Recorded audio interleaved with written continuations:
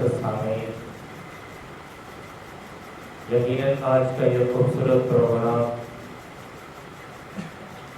روح پرور ایمان افروز عقید المثال اس لیے ہے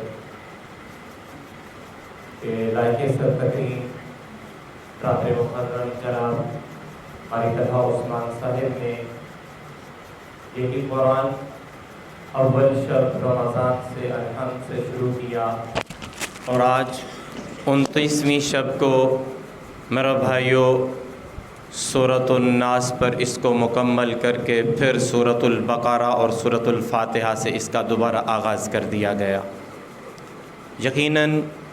قاری صاحب بھی مبارکباد کے مستحق ہیں جنہوں نے خوبصورت انداز سے، خوبصورت الحان سے اس کے وقف اور اس کے وصل سارے جملہ آداب اور شرائط کو ملحوظ رکھ کے میرے بھائیوں قرآن سنایا، اور یقیناً وہ نمازی جنہوں نے اس قرآن کو پورے آداب کے ساتھ پیچھے کھڑے ہو کے سنا، وہ بھی مبارکباد کے مستحق ہیں۔ میرے بھائیوں، یہ قرآن ہمارے روح کی غذا ہے، یہ قرآن ہمارے ایمان کی تازگی ہے۔ جب تک امت مسلمہ اس قرآن سے وابستہ ہے، اللہ اس امت کو عروج عطا فرما دیں گے، اور حقیقت بات ہے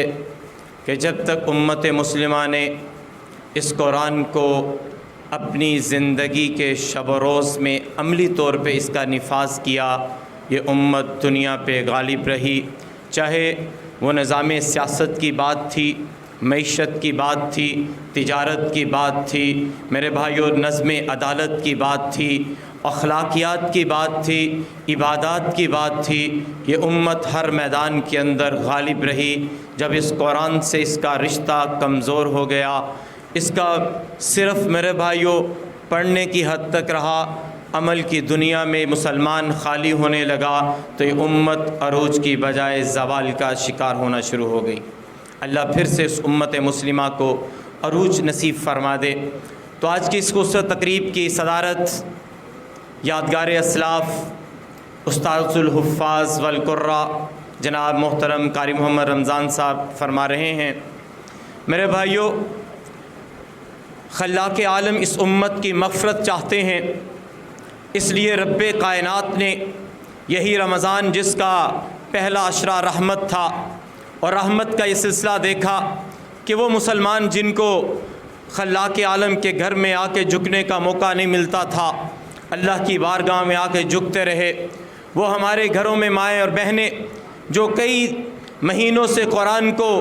اس طرح وابستہ نہیں تھیں، قرآن کی تلاوت کے اندر مصروف عمل نہیں ہو رہی تھی، میں نے دیکھا، آپ نے دیکھا، جب رب کائنات کی رحمت کا نزول ہوا تو وہ بھی قرآن کے ساتھ وابستہ ہو گئیں، صبح بھی پڑھ رہی ہیں، شام بھی پڑھ رہی ہیں، سحری کا بھی اہتمام کر رہی ہیں، افطاری کا بھی اہتمام کر رہی ہیں، اس کے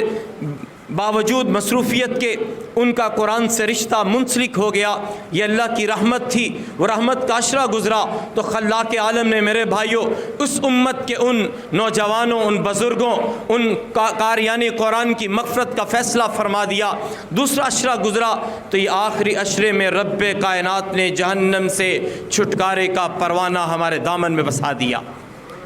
یہ آج کی رات میرے بھائیوں تاک رات ہے جس کی تلاش کے لیے سرور کائنات رحمت دو عالم صلی اللہ علیہ وسلم بھی خود اعتکاف فرمایا کرتے تھے، جس کے بارے میں فرمایا لیلۃ القدر خیر من الف شہر۔ تو میرے بھائیوں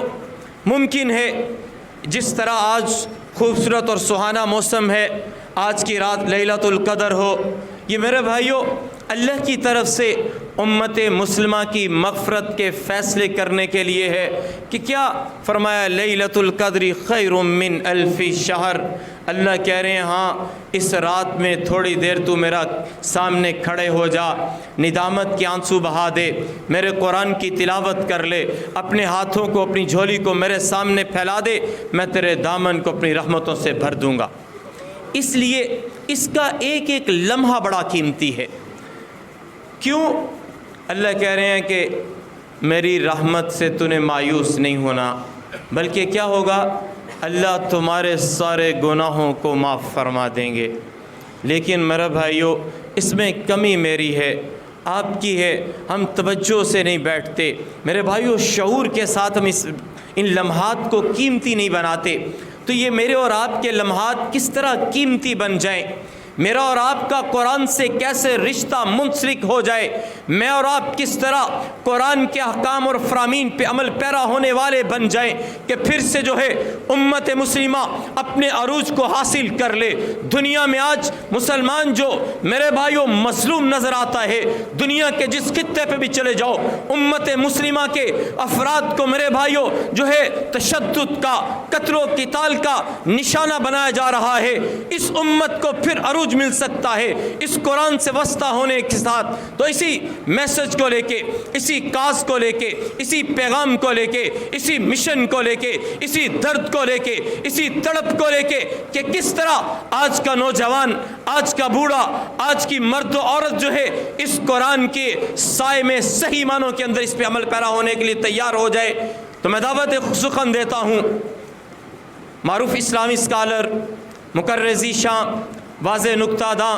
فصیح الکلام، قادر الکلام، محترم جناب حضرت مولانا ذوالفقار احمد جنید صاحب کو، تو آپ سے میں درخواست کروں گا کہ حضرت کی گفتگو کو پوری توجہ سے، پورے انہامات سے سماعت کیجیے گا۔ آپ کی انشاءاللہ جھولی میں وہ پھول ڈالیں گے کہ جس سے انشاءاللہ آپ کے قلوب و اذہان معطر ہو جائیں گے، منبر ہو جائیں گے، قرآن کے ساتھ آپ کا رشتہ پھر سے منسلک ہو جائے گا، اور حضور علیہ الصلوۃ والسلام کی سیرت و سنت پہ عمل پیرا ہونا آپ کے لیے آسان ہوتا چلا جائے گا کہ محمد سے وفا تو نے تو ہم تیرے ہیں، یہ جہاں چیز ہے کیا لوح و قلم تیرے ہیں۔ میں دعوت دیتا ہوں جناب مولانا ذوالفقار احمد جنید صاحب کو، آپ سے مخاطب ہوں۔